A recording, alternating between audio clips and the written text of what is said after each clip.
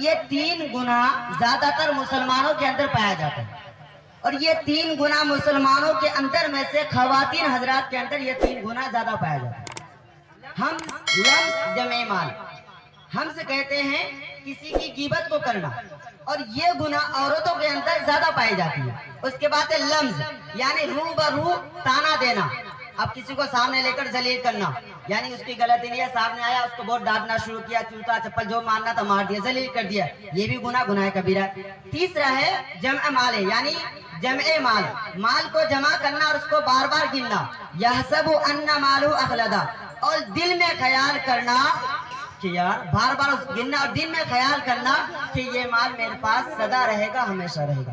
اسی 3 گناہ کے بارے میں آپ کو بتاؤں۔ سب سے پہلے ہے چغل خوری کرنا، غیبت کرنا، اور یہ گناہ زیادہ عام ہے۔ اب کسی کے پاس بھی چلے جاؤ یہ گناہ پایا جائے گا، اور یہ گناہ کرنے کا جو طریقہ ہے یہ ہے، اب فلاں وہاں بیٹھا ہوا ہے، اب فلاں سے بات کر رہا ہے، وہ تو یہ منچ، وہ تو یہ منچ، وہ تو یہ منچ، اب بولنا شروع کر دو۔ اس میں دیکھا جائے کہ یہ گناہ جو ہے عورتوں کے اندر زیادہ پایا جا رہا ہے، جس کو عورتوں کی زبان میں اس کو کہا جاتا ہے گھیمس کرنا۔ کیا کرنا؟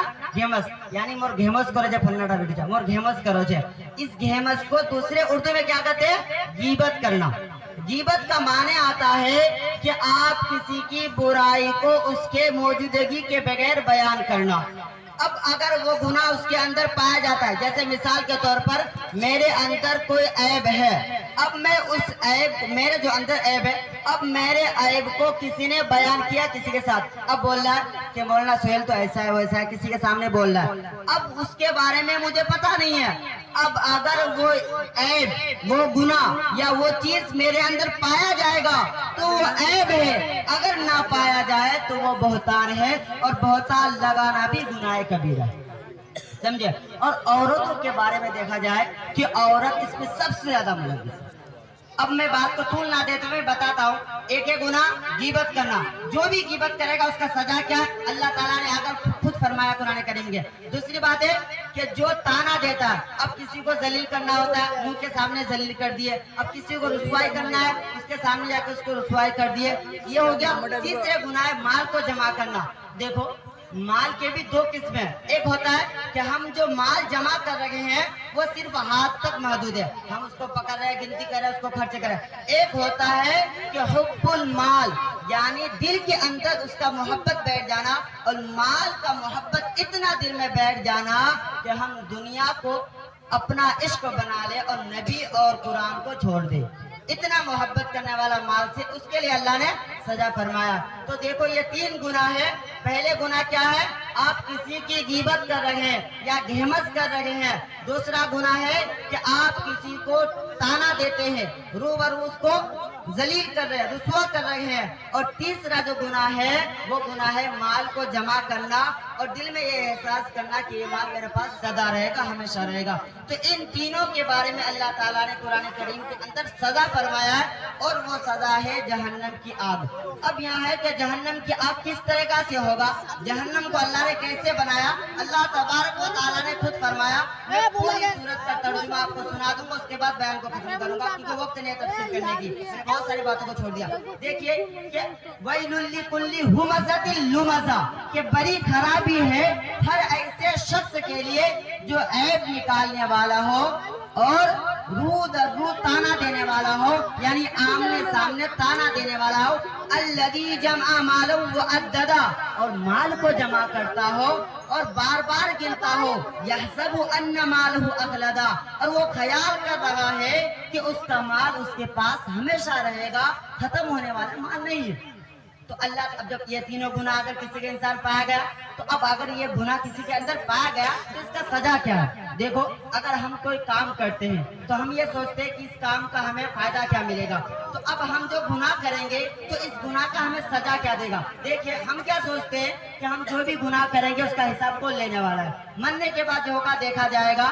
یہ مت سوچنا، اللہ تعالیٰ نے صاف صاف فرما دیا کہ کیا فرمایا 3 گناہ کے بارے میں، یحسب ان مالہ اخلدا کلا لینبذن فی الحطمہ، हरगिज ऐसा नहीं है जो आप सोच रहे हैं किसी की गिबत कर रहे हैं, किसी को रुसवा कर रहे हैं और माल जमा करके रख रहे हैं और सोच रहे हैं खत्म नहीं होगा। तो अल्लाह ने फरमाया कल्ला, हरगिज ऐसा नहीं है, लयुंबदन्न फिल हुतमा, वल्लाह वो शख्स ऐसी आग में डाला जाएगा जिसमें जो कुछ पड़े उसको तोड़ फोड़ दे।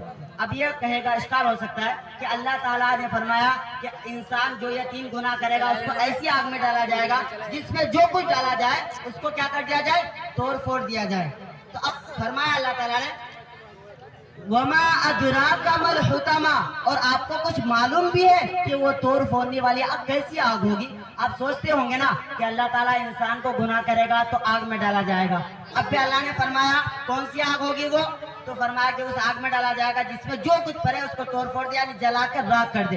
अब अल्लाह ने खुद फरमा दिया, आपको ढूंढने की जरूरत, अल्लाह खुद फरमा दिया वमा अदराका मल हुतमा, और आपको कुछ मालूम भी है कि वो तोड़ फोड़ने वाली आग कैसी होगी, वो आग का नतीजा क्या होगा, वो आग कैसा होगा, क्या दुनिया भी आग के तरह होगी, कैसी आग होगी। तो अल्लाह ने फरमा दिया नारुल्लाहिल मूक़दा, वो अल्लाह की आग होगी जो सुलगाई गई है। ये नहीं फरमाया दुनिया की आग। अब दुनिया की आग जो है, अगर किसी इंसान को लगता है आग, तो वो लगने के बाद क्या करता है, लगा बब गई, गया हाथ बब गई, सुनो क्या करता है, हाथ जला ही नहीं, लगा ही नहीं, गर्म एहसास हुआ ऐसा करना शुरू कर देता है। और अल्लाह ने क्या फरमाया कि नारुल्लाहिल मूक़दा, वो आग होगी यानी अल्लाह की आग होगी जो सुलगाई गई है। अब बताओ कि जिस आग को अल्लाह ने सुलगाया, जिस आग को अल्लाह ने जोश दिया, उस आग का क्या आलम होगा। हम दुनिया में अगर कहीं लकड़ियां जमा कर उसको आग लगाए और जलाते रहे तो वो आग आसमान के ऊपर भागती है, और इतनी भागती है कि एक गांव वाला दूसरे गांव की आग को देख सकता है, देखता है नहीं